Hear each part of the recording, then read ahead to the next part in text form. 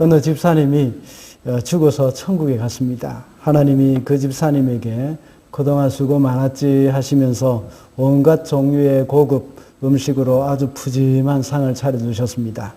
아주 맛있고 또 아주 흡족하게 먹고 있는데 같은 교회 장로님이 천국에 들어오셨습니다. 그 장로님이 들어와 보니까 같은 교회 집사님이 정말 상다리가 부러질 정도로 푸짐한 식사를 하고 있는 것을 보고 아주 기대감이 넘쳤습니다. 그런데 천사가 차려준 음식을 딱 보니까 짜장면 한 그릇이 딱 나오는 겁니다. 그래서 그 장로님은 하나님께 불평을 했습니다. 하나님, 저기 있는 김 집사에게는 저렇게 푸짐하게 한 상 차려주시면서 저는 겨우 짜장면입니까? 그래도 저는 교회에서 장로로 있으면서 얼마나 많은 헌신을 했습니까? 라고 이 볼멘 소리를 했습니다. 그때 하나님께서 그 장로님께 하시는 말씀이 얘야 그냥 먹어라. 너네 담임 목사는 지금 배달 중이다. 그렇게 말씀했답니다. 이 유무를 하신 목사님 말로는 어느 교회에 가서 이 말을 했는데 모두가 깔깔깔깔하고 넘어갔는데 그런데 목회자 세미나에 가서 이 유머를 하는데 분위기가 완전히 썰렁했답니다. 그래서 그날 세미나는 완전히 죽을 썼다고 합니다. 우리는 모두가 다 기대감을 안고 살아가고 있습니다. 특별히 성도들은 천국에 소망을 두고 살고 있는데 천국에 받을 상이 아주 클 것을 기대합니다. 그런데 그 기대하는 이유는 무엇이겠습니까? 그만큼 헌신을 하고 하나님 앞에 버린 것도 많기 때문입니다. 우리가 천국에서 상급을 받을 것을 기대하는 것은 나쁜 것이 아닙니다. 모두가 천국에 소망을 두고 살아가야 하고 하나님이 우리에게 주실 상을 기대하고 살아야 합니다. 그러나 지난 주일에 제가 말씀을 드렸던 것 같이 하나님과의 그 거래 관계가 되어서는 안 되는 거죠. 하나님, 제가 이렇게 할 테니까 하나님도 저에게 이렇게 해주세요 하고 그런 마음을 가집니다. 어떤 조건이 붙어 있는 그런 모양새가 있을 때는 참 우리로 하여금 때로는 실망을 시킬 때가 있습니다. 우리는 어떤 보상을 바라고 하는 것이 아니라 헌신을 하고 이렇게 하는 것이 아니라 하나님의 은혜에 감사해서 헌신을 하는 것입니다. 그렇게 할 때의 보상은 자연히 그냥 따라오는 결과가 되는 것이죠. 지난주일에도 말씀을 드렸듯이 천국 그 자체가 우리의 목적이 아니기 때문입니다. 그것은 결과입니다. 하나님을 사랑하고 하나님과의 그 관계가 깊어지는 그 성도의 삶의 결과가 바로 천국이 되고 보상이 되는 것입니다. 그래서 예수께서도 제자들에게 마태복음 19장 30절과 같이 먼저 말씀하시기를 먼저 된 자가 나중되고 나중된 자가 먼저 되는 일이 많다고 말씀하셨습니다. 이것을 세 번역으로는 이 첫째가 된 사람이 꼴찌가 되고 꼴찌가 된 사람이 첫째가 된다고 번역을 하고 있습니다. 그렇게 하면서 하나의 예화를 말씀하셨는데 그것이 바로 오늘 우리가 읽은 포도원 품꾼의 비유입니다. 우리는 이 말씀을 통해서 배울 수 있는 교훈이 굉장히 많고 다양하지만 그 중에 우리가 배울 것은 이 꼴찌가 된 사람이라는 그런 제목으로 천국 백성의 마음 자세, 이것은 어떠해야 되는 것인지 살펴보도록 하겠습니다. 첫째로 천국 백성은 시간을 소중히 여깁니다. 3절과 5절, 6절이죠. 제가 한번 읽어보겠습니다. 그리고 9시쯤에 나가서 보니 사람들이 장터에 빈둥거리며 서 있었다. 그래서 그들이 일을 하러 떠나갔다. 주인이 다시 12시와 오후 3시쯤에 나가서 그렇게 하였다. 오후 5시쯤에 주인이 또 나가보니 아직도 빈둥거리고 있는 사람들이 있어서 그들에게 왜 당신들은 온종일 이렇게 하는 일 없이 빈둥거리고 있어? 하고 물었다. 예수님은 하나님의 나라를 이 포도원 주인의 비유를 했습니다. 그는 자기 포도원에서 일을 할 사람을 찾으러서 이른 아침부터 밖으로 나갔습니다. 그는 일꾼들에게 품삯을 한 데나리온씩 주기로 합의를 하고 사람들을 자기 포도원으로 들려보내서 일을 시켰습니다. 그리고 9시에도 나가고 12시에도 나갔습니다. 그리고 3시에도 나가고 5시에도 나갔습니다. 이렇게 포도원 주인은 이른 아침에 한 번만 간 것이 아니라 2-3시간마다 한 번씩 이렇게 밖에 나가서 5번이나 나갔던 겁니다. 그때마다 보이는 사람마다 포도원에 들여보내서 일을 하게 했습니다. 그때 당시 노동자들이 하루 일을 할 때에 해가 뜨면서 일을 하기 시작해가지고 해가 질 때까지 일을 합니다. 보통 유대 시간으로 하게 되면 해가 뜨면 0시입니다. 0시. 이제 뭐 겨울이나 여름이나 상관없이 해가 뜨면 0시이고 해가 지면 6시입니다. 저녁 6시. 12시죠. 12시. 해가 뜨면 0시, 해가 지면 12시. 예, 그렇게 되는 겁니다. 그래서 마태복음이나 이렇게 마가복음, 누가복음 여기에 보면 이 유대 시간이 우리나라 오늘날 세계 시간과는 좀 다릅니다. 6시간 차이가 납니다. 그런데 우리 새 번역에서는 지금 시간 그대로 이렇게 번역을 해 놓았습니다. 보통 아침 6시부터 저녁 6시까지 일을 하죠. 처음에는 포도원에 들어간 사람들은 12시간 동안 일을 했다고 볼 수가 있습니다. 반대로 5시에 들어간 사람은 1시간만 일을 한 사람들이죠. 그리고 하루가 끝나서 저녁이 돼서 이제 품삯을 이제 줍니다. 그런데 그 순서가 조금 의도성이 있는 것 같습니다. 5시에 들어와서 일을 한 사람, 다시 말하자면 가장 꼴찌로 포도원에 들어온 사람에게 먼저 돈을 줍니다. 5시에 들어온 사람에게 한 데나리온의 돈을 주는 것이죠. 그 당시 한 데나리온은 노동자가 하루 동안 일을 했을 때 받을 수 있는 품삯이라고 할 수 있습니다. 오늘날로 따지면 한국에는 보통 한 10만 원씩 받나요? 품삯을?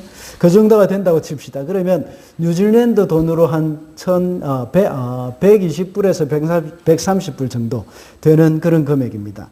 그 금액을 이제 약 1시간 일을 하고 받아간 겁니다.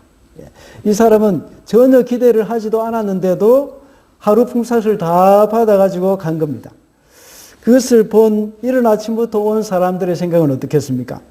1시간 일하고 돈을 받아간 저 사람을 보면서 자기들은 훨씬 더 많이 받을 수도 있겠다 하는 기대를 하고 있었던 것입니다. 그런데 결과는 어떻습니까? 전혀 달랐죠. 5시에 들어와서 1시간을 일한 사람들이 받는 그 품삯이나 이른 아침에 들어와서 하루 종일 일을 한 자신들이나 똑같은 품삯을 주는 겁니다. 그러니 이 사람들은 마음이 상하는 겁니다. 그러나 포도원 주인은 전혀 잘못한 것이 없죠. 왜냐하면 처음에 고용 계약을 할 때부터 한 데나리온씩 주겠다고 계약을 했기 때문입니다. 그러나 9시부터 들어온 사람들에게는 얼마를 주겠다는 계약은 하지 않았고 다만 적당한 품삯을 주겠다고 말을 했습니다. 서로 계약을 한 그대로 주었습니다. 이른 아침부터 들어와서 일을 시작한 사람들과 중간에 들어와서 일을 한 사람들, 그리고 마지막에 들어와서 일을 한 사람들은 제각기 일한 시간이 다릅니다.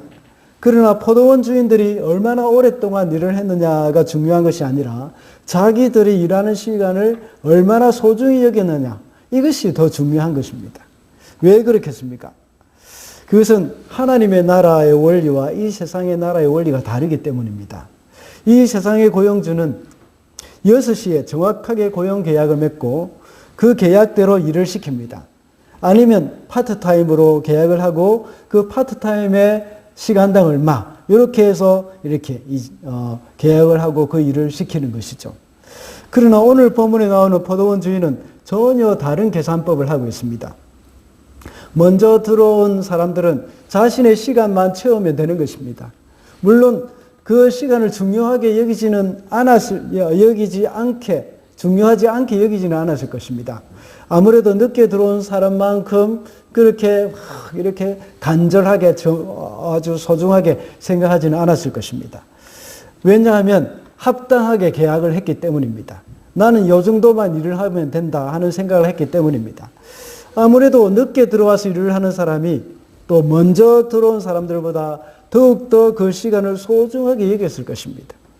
하루 종일 일거리가 없어서 찾아다니다가 일을 시켜주니까 얼마나 그 기쁨이 이렇게 있었겠습니까?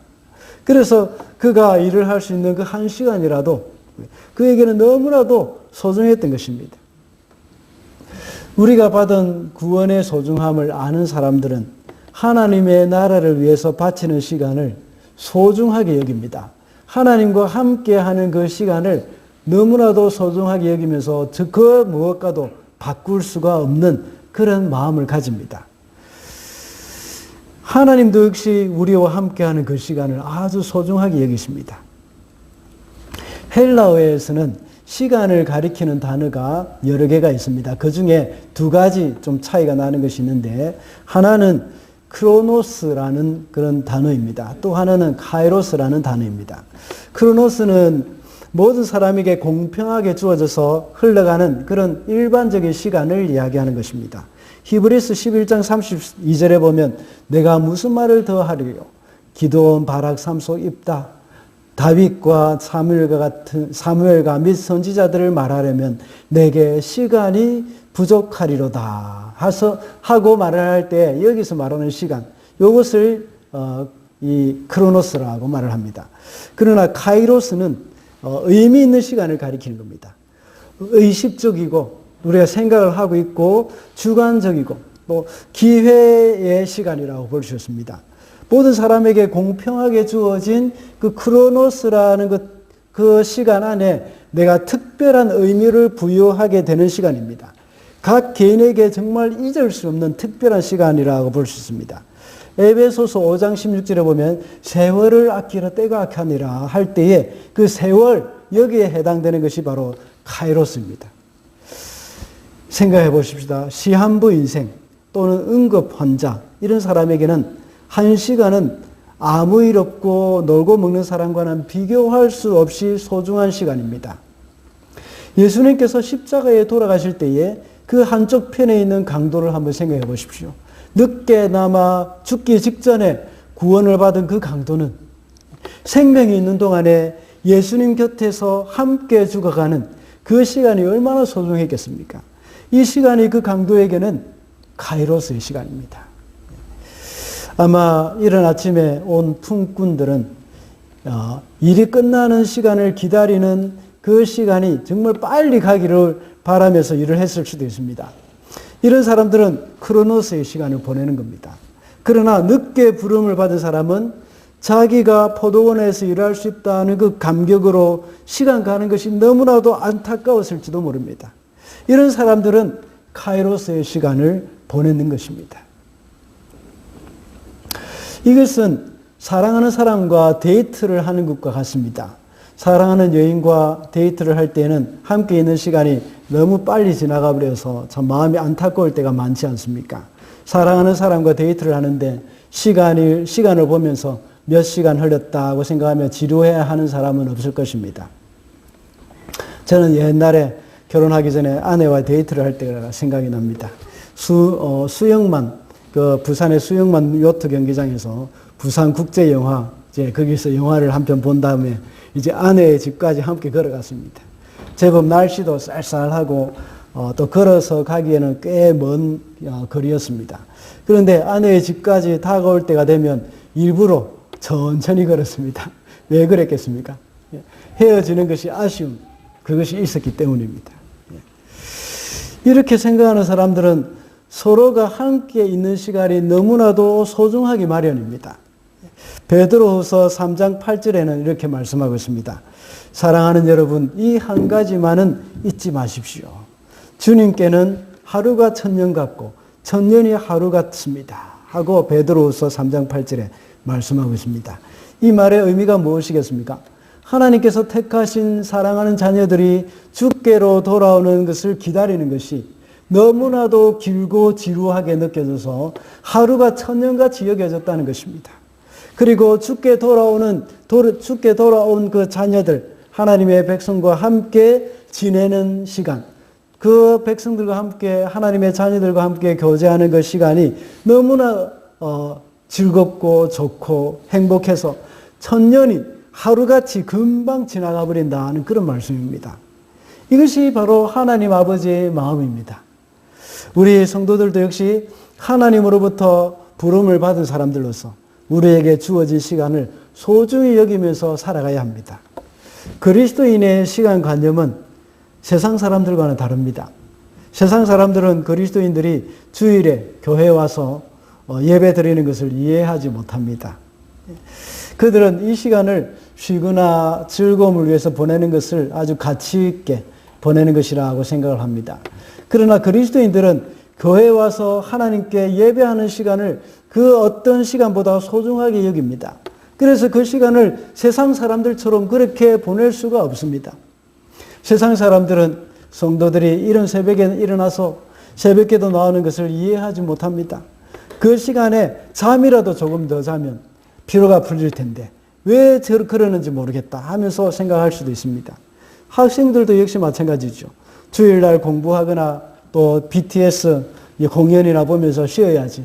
저 썰렁하고 못생긴 황보 목사의 설교를 듣는 것, 이거 정말 이해할 수가 없을지도 모릅니다. 그뿐입니까? 게임할 시간도 없는데 공부하기 전에 성경부터 읽는 친구들을 보면서 한심하기 짝이 없습니다. 그러나 하나님의 백성들은 이 시간이 너무나도 소중한 것입니다.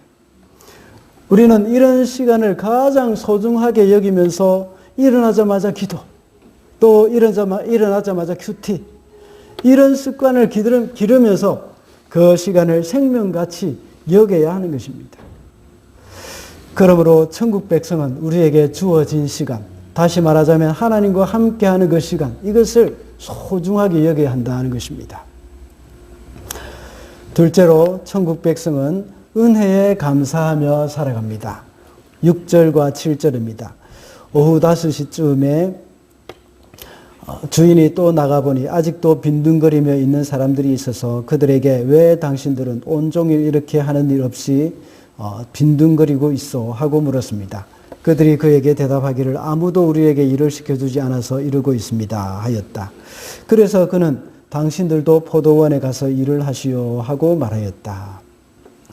포도원 주인이 나중 온 사람들에게 품삯을 먼저 줄 뿐만 아니라 동일하게 품삯을 준 이유는 은혜로 일하는 것을 더 원했기 때문입니다. 정식으로 계약을 하고 먼저 들어온 사람과 나중 들어온 사람들의 일하는 태도 아마 많이 달랐을 것입니다. 늦게 들어온 사람들은 자신을 불러준 것만 해도 너무나도 감사하면서 일을 했을 것입니다. 보통 인력시장에 가면 어떤 일이 벌어집니까?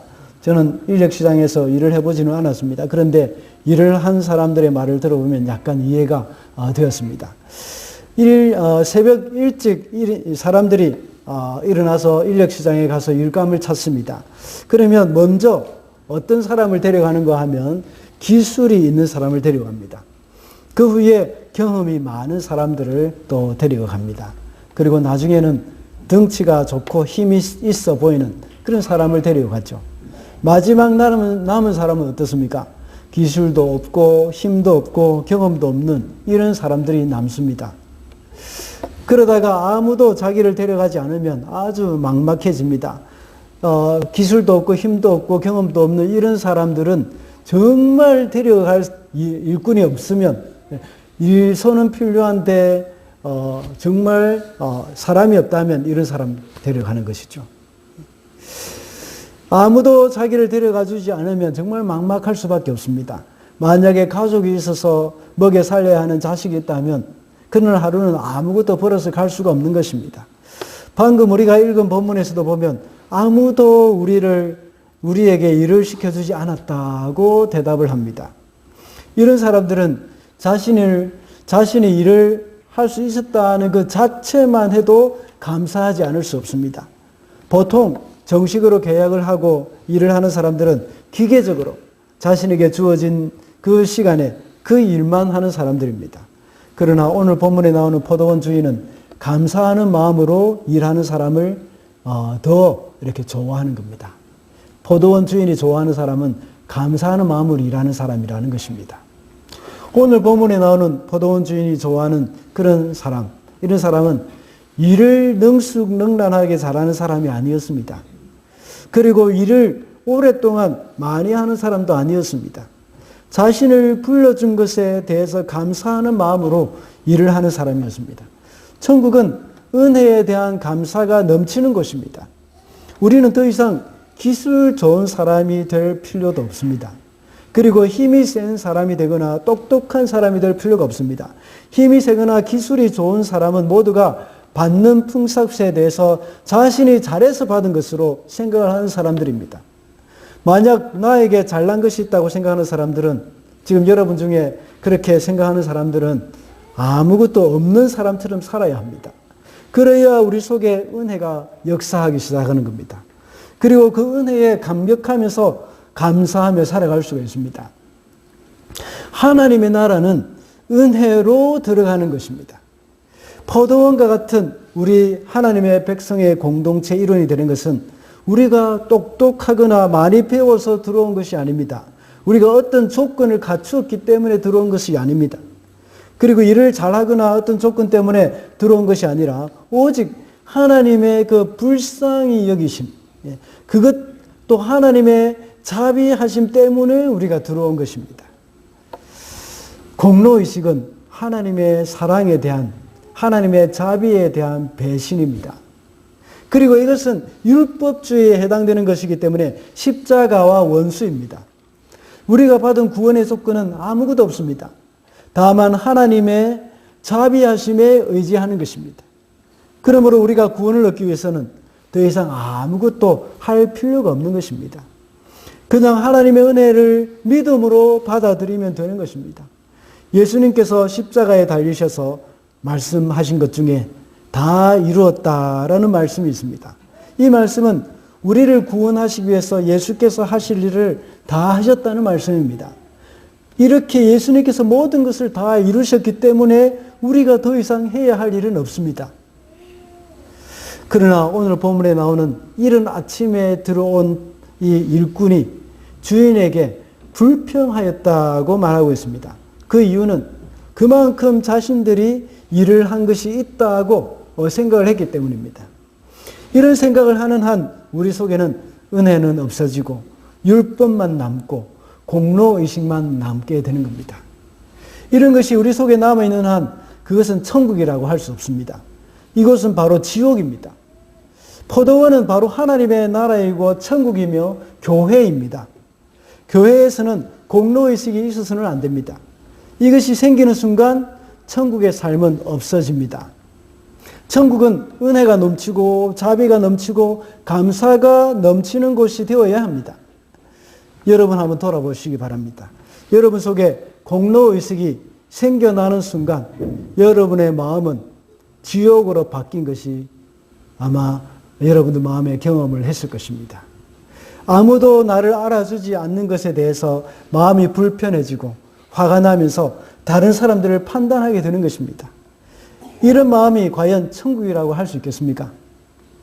사실 11시에 들어와서 주인이 자신을 사용해 주시는 것에 대해서 기뻐하고 감격하여 일을 하는 그 모습, 그것은 누구의 모습입니까? 저녁 5시에 들어와서 참 감격하면서 일을 하는 이 모습, 누구의 모습입니까? 바로 이른 아침에 먼저 들어온 사람이 처음 가졌던 모습입니다. 그들이 감사하는 마음은 시간이 지날수록 적어지게 되고 나중에 원망하는 마음으로 가득하게 되었습니다. 그래서 구원받은 사람은 처음부터 끝까지 5시에 온 사람처럼 감사하는 마음을 가진 사람들입니다. 아무리 오래 믿었고 아무리 교회를 위해서 헌신했다고 하더라도 오직 구원받은 그 사실만 기뻐하고 감사하는 그 사람이 결국은 천국에서 상급을 받는 사람이 되는 것입니다. 그래서 예수께서는 처음 사랑을 버린 것에 대해서 라오디게아 교회, 에베소 교회를 향해서 예수님께서 책망하신 그러한 일들이 생겨나는 것입니다. 천국 백성들도 역시 이렇게 늦게 부름을 받은 품꾼의 마음을 가지고 살아야 합니다. 나를 하나님의 나라라는 그런 포도원의 일원으로 삼아두신 것만으로도 큰 은혜라고 생각하고 감사하며 이 나중된 사람의 마음을 우리는 잊어서는 안 되겠습니다. 마지막으로 천국 백성은 형제의 유익을 자신의 기쁨으로 여겨야 합니다. 12절입니다. 마지막에 온 이 사람은 1시간밖에 일하지 않았는데도 찌는 더위 속에서 온종일 수고한 우리들과 똑같이 대우하였습니다. 이 먼저 부름을 받아 하루 종일 일을 한 사람들이 불평을 한 것은 사람들이 늦게 온 사람들과 동일한 이 취급을 받았기 때문입니다. 계약한 대로 하자면 그들은 전혀 손해를 본 것이 없지만 늦게 들어와서 일을 많이 하지 않은 사람이 유익을 누린다는 것에 대해서 마음이 불편해지고 참을 수가 없게 되어졌던 것입니다. 그들은 적어도 5시에 들어온 사람보다 내가 낫다 하는 그런 생각을 했던 사람입니다. 그 사람들보다 나는 이 사람들보다 나은데 그들과 똑같은 취급을 해주는 것이 기분이 나빴던 것입니다. 그러나 하나님 앞에서는 모두가 똑같은 죄인입니다. 율법을 철저하게 지켰으며 바리새인이었던 사도 바울이나 이 바리새인이면서 율법을 철저하게 지켰던 이 사도 바울이나 세관에 앉아서 동족의 피를 빨아먹고 있던 세리 마태 이런 사람들 하나님의 보시기에 똑같은 죄인입니다. 제 아내가 병원에 입원했을 때였습니다. 거기에 침대에 누워서 6인실이었는데 침대에 누워서 모두가 자기가 살아온 이야기를 다 합니다. 어떤 할머니는 자기는 어떤 사람이었고 또 무슨 일을 하는 사람이라고 장황하게 설명을 해 주었습니다. 늘 전화가 와서 안부를 묻는 사람도 있었고 전화를 받을 때도 항상 큰 소리로 그 병실에 있는 사람들 다 들리도록 전화를 받았습니다. 또 본인도 많은 사람들에게 전화를 해가지고 자기가 병원에 입원해 있다는 것을 알리기도 했습니다.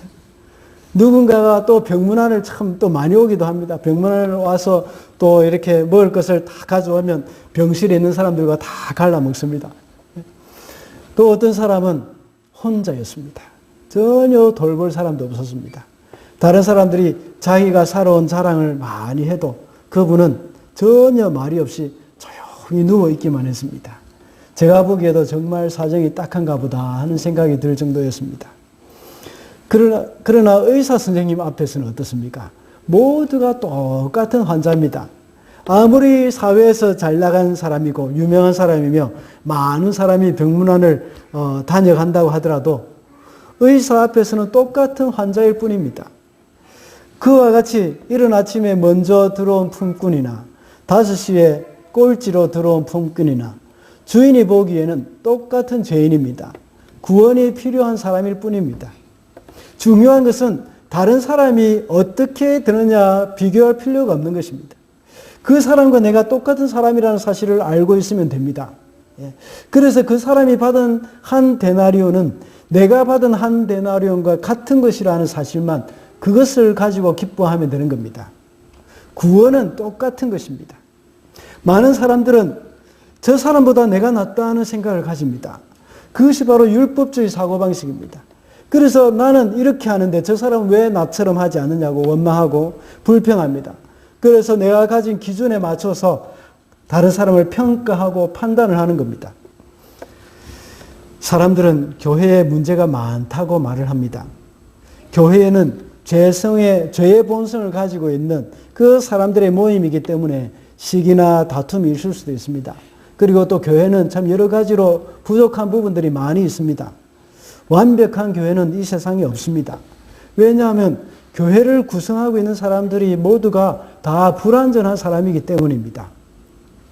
교회가 왜 그러냐고 이렇게 말을 할 때 그 교회라는 말 속에는 말을 하고 있는 그 사람도 역시 포함이 되는 것입니다. 자신의 부족함이나 연약함을 잘 못 보고 다른 사람들의 잘못을 보고 실망하는 사람은 신앙을 갖기가 참 쉽지 않습니다. 오늘 본문에 나오는 먼저 들어온 이 사람의 불평은 바로 이런 이유 때문입니다. 나보다 못한 사람이 나와 똑같은 금액을 받기 때문입니다. 나보다 훨씬 일도 적게 하고 헌금도 적게 내고 봉사도 안 한 사람이 나와 똑같은 상급을 받는 것이 참을 수가 없는 것입니다. 그런 사람을 나와 똑같이 취급한다는 것을 생각할 때에 기분이 나쁜 겁니다. 그러나 천국 백성의 마음은 달라야 합니다. 은혜를 아는 사람이라면 늦게 들어온 형제가 받게 되는 그 유익에 대해서 기뻐해야 하고, 그렇게 해준 주인에게 감사하면서 찬양을 해야 합니다. 비록 내가 그 사람들보다 훨씬 일을 많이 한다고 해도 나는 무익한 종입니다 라는 마음이 있어야 합니다. 몇 번 제가 말씀드린 적이 있죠. 교회 공동체는 모두가 하나입니다. 모두가 다 지체입니다. 다른 지체, 다른 형제 자매들은 나의 팔과 다리와 같습니다. 또 내 머리가 될 수도 있고 내 눈도 될 수 있고 그렇습니다. 그래서 다른 사람들이 잘 되는 것은 곧 내가 잘 되는 것과 같습니다. 반대로 다른 형제들이 못 되는 것은 또 내가 잘 못 되는 것과 같습니다. 그래서 우리는 서로가 잘 되기를 바라는 마음이 있어야 합니다. 몇 년 전에 제가 새벽기도 시간에 로마서 강해를 하면서 말씀드린 적이 있습니다. 초대 한국교회에 김제 금산교회 조덕삼이라는 아주 신실하고 신앙이 좋은 분이 계셨습니다. 아주 부자였기 때문에 마부로 이자익이라는 종도 있었습니다. 그 종도 역시 주인의 전도를 받아서 교회에 출석해서 신앙이 아름답게 성장했습니다. 1908년도 그 교회에서 직분자 선출을 위한 공동의회가 있었습니다. 그런데 그의 주인 조덕삼은 장로로 선출되지 못했는데 그의 종인 이자익은 장로로 선출이 되었습니다. 그때 조덕삼의 심정은 어땠겠습니까? 저라도 참 기분이 나빴을 수도 있습니다. 이제 교회 오면 내 종에게 내 말을 끌고 다니고 말을 돌보는 이 종에게 예를 바쳐야 합니다. 높임말도 써야 하고 장로님 하면서 이야기를 들어야 합니다. 그리고 그때 당시에는 교역자가 없었기 때문에 장로들이 앞에서 주로 설교를 했었습니다. 그 말씀을 또 무릎 꿇고 앉아서 이렇게 받아야 하고 들어야 했습니다. 참 그러면 웬만하면 교회를 옮길 수도 있습니다.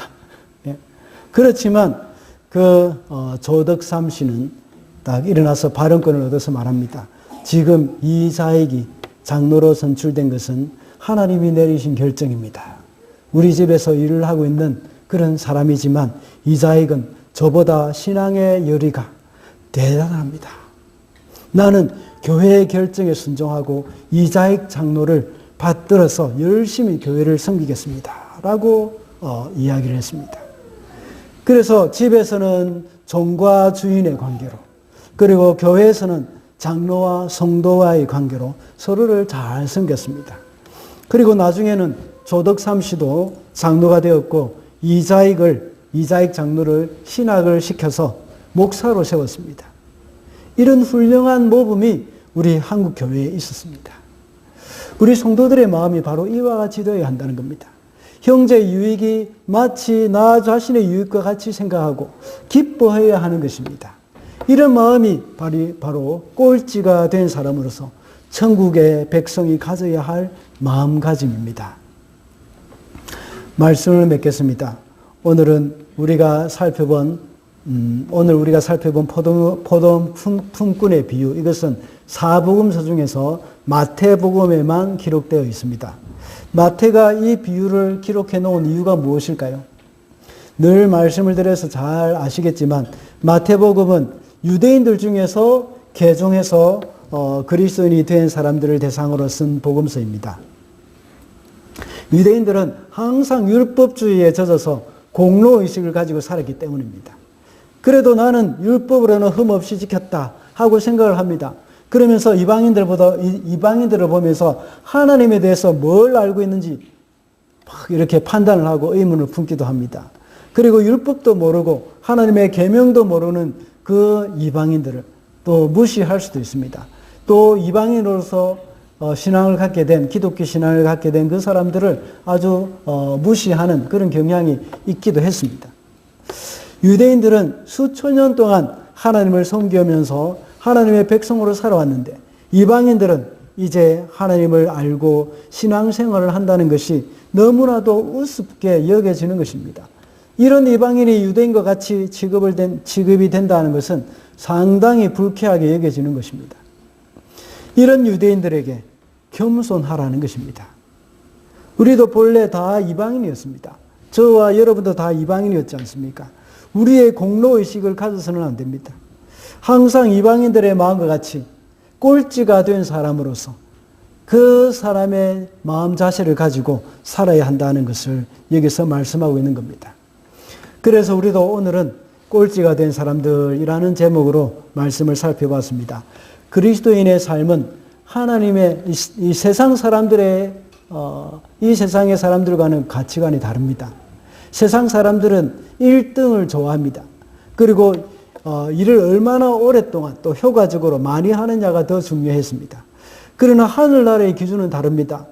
천국 백성은 모두가 다 꼴찌가 된 사람으로 살아야 합니다.